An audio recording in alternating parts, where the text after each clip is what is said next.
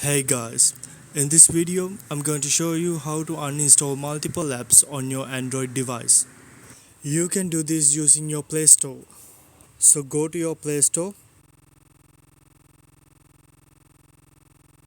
swipe right on the Google Play Store menu and then click option called My Apps and Games. Then go to Install tab,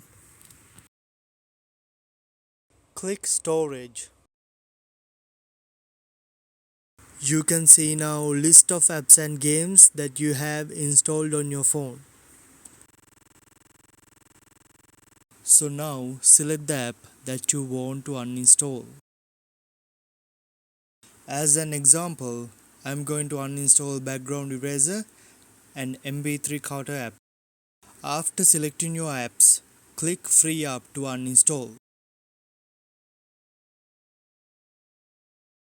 And that's it. Thanks for watching guys. Please subscribe my channel and click the bell icon.